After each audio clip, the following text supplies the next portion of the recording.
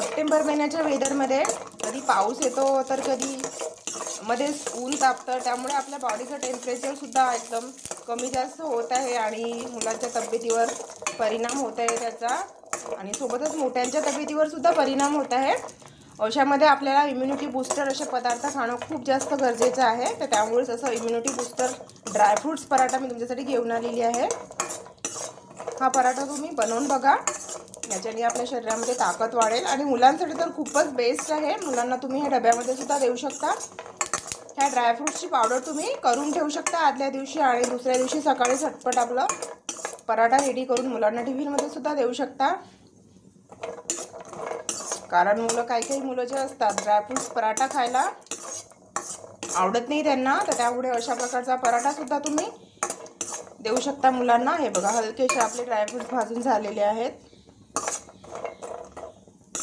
एकदम जास्त भाजायचं नाही आहे, हलकं हलकं थोडंसं भाजून ठेवायचं आहे. हे बघा, तर आपण आता गॅस बंद करून देऊया. तर हे बघा, आता आपल्याला खोबरा जो किस आहे तो सुद्धा भाजून घ्यायचा आहे. खोबरा किस आपल्याला एकदम जास्त भाजायचं नाही आहे, याला भाजायला जास्त वेळ पण नाही लागत. हे बघा, आपली कढई जी आहे गरमच होती, त्यामुळे आता गॅस पटकन बंद करून द्या. हे बघा, आपला खोबरा किस पटकन भाजून झालेला आहे. गॅस बंद करून देते मी. गॅस बंद केल्यावर सुद्धा थोडा वेळ तुम्ही फिरवत राहा, कारण आपली कढई जी आहे गरम आहे, तर आपला खोबरा किस जो आहे जळून जाईल. त्यामुळे अशा प्रकारे 1 मिनिट तुम्ही गॅस बंद केल्यावर सुद्धा फिरवत राहा. हे बघा, गॅस मी ऑलरेडी बंद केलेला आहे. हे बघा, आपला खोबरा किस सुद्धा भाजून झालेला आहे. आता आपण काढून घेऊया. हे बघा, ड्रायफ्रूट्स आणि खोबरा किस जे आहे मी छान असं भाजून घेतलेलं आहे. आता आपण मिक्सरमध्ये बारीक करून घेऊया. हे बघा, खोबरा किस सुद्धा आहे आणि इथे इलायची सुद्धा आपण टाकून देऊया.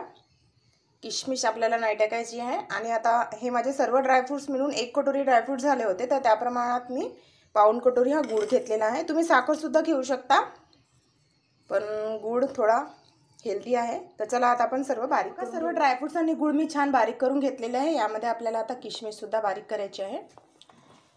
किशमिशला मिक्सरमध्ये बारीक करण्याची आवश्यकता नाही, कारण आपण जेव्हा पराठा खातो तेव्हा किशमिश छान अशी आपल्या दाताखाली येते, तर तेव्हा छान वाटते, म्हणून मी बारीक केलेली नाही आहे. हे बघा, आता हे सर्व छान असं मिक्स करून घेतलेलं आहे. आता आपण ही साईडला ठेवूया आणि आता आपण पराठा कित्ता पीठ भिजवू. बघा, आता मी इथे गव्हाचं पीठ घेतलेलं आहे 1 कटोरी, ते आपण भिजवून घेऊया.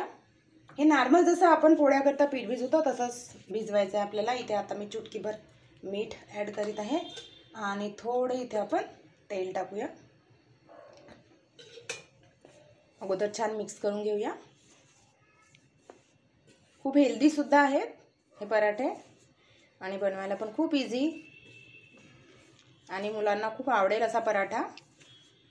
जे मुलं ड्रायफ्रूट्सचे लड्डू किंवा ड्रायफ्रूट्स खात नाही त्यांना तुम्ही अशा प्रकारे ड्रायफ्रूट्स खिलवा. त्यांना माहीतसुद्धा होणार नाही की त्यांनी ड्रायफ्रूट्सचा पराठा खाल्लेला आहे. हे बघा, थोडं थोडं पाणी टाकून एक छान डो रेडी करून घ्या. ज्याप्रमाणे तुम्ही पोळ्याकरिता पीठ भिजवता तशाच प्रकारे पीठ भिजवून घ्या. तर नक्की करून बघा आणि जर आवडेल तर तुम्ही कमेंट बॉक्समध्ये मला सांगा की तुम्हाला हा पराठा कसा वाटला. आणि जे कोणी माझे व्हिडिओ पहिल्यांदा बघत आहे ते प्लीज सबस्क्राईब करा, सपोर्ट करा आणि प्लीज व्हिडिओ पूर्ण बघा, फुल वॉच करा आणि त्यानंतरच कमेंट्स करा, लाईक करा, सबस्क्राईब करा प्लीज. तर हे बघा, आपलं पीठ जे आहे ऑलमोस्ट भिजवून झालेलं आहे.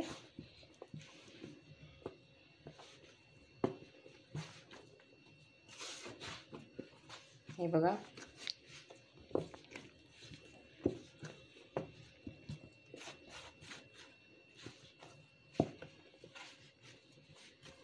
तर हे बघा, पीठ भिजून झालेलं आहे. आता आपण 10 मिनिटाकरिता याला झाकून ठेवूया. 10 मिनिट झालेले आहे. पीठ छान सेट झालेलं आहे. बघा, सॉफ्ट पीठ झालेलं आहे. आपण पोळ्याकरिता जसं भिजवतो त्याच प्रकारे भिजवायचं आहे. तर आता आपण एक छोटा गोळा घेऊया. हे बघा, अशा प्रकारे थोडं पीठ लावूया आणि आता आपण एक पुरी लाटून घेऊया. हे बघा, अशा प्रकारे. आणि हे जे ड्रायफ्रूटचं मिश्रण आहे ते आपण थोडं यामध्ये भरू. हे जे ड्रायफ्रूटचं मिश्रण आहे ते तुम्ही डब्यामध्ये करून ठेवू शकता, म्हणजे आयत्या वेळेला तुम्हाला घाईच्या वेळेस, जसं सकाळी नाश्त्याच्या वेळेस करायचा असेल पराठा, तेव्हा तुम्ही बनवू शकता झटपट. पीठ भिजवलं की झटपट हा पराठा करू शकता किंवा मुलांना टिफिनमध्ये सुद्धा देऊ शकता. तर असं ड्रायफ्रूटचं जे मिश्रण आहे ते तुम्ही करून ठेवा डब्यामध्ये, हे बरेच दिवस टिकतं. तर हे बघा, अशा प्रकारे मी आपलं ड्रायफ्रूटचं मिश्रण पोळीमध्ये टाकलेलं आहे आणि अशा प्रकारे तुम्ही पॅक करून घ्या. हे बघा, हे बघा, छान असं मी पॅक करून घेतलेलं आहे.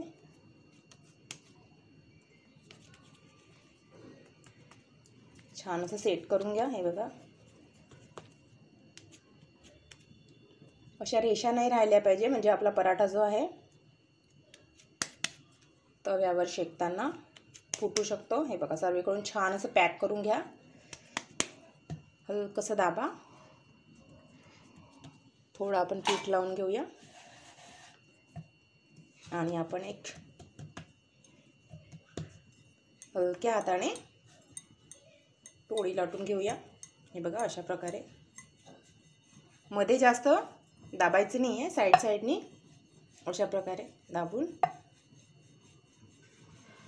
पराठा रेडी झालेला आहे. मी हलक्या हाताने साईडनी अशी पराठा रेडी करून घेतलेला आहे. तुम्ही सर्व पराठे अशाच प्रकारे रेडी करून घ्या. मी गॅसवर तवा ऑलरेडी गरम करण्याकरिता ठेवलेला आहे. तर चला आता आपण आपला पराठा छान असा भाजून घेऊया. हे बघा, तवा ऑलरेडी गरम झालेला आहे. थोडं तूप टाकलेलं आहे मी इथे आणि आता आपला पराठा छान असा आपण तुपामध्ये खमंग खरपूस भाजून घेऊया.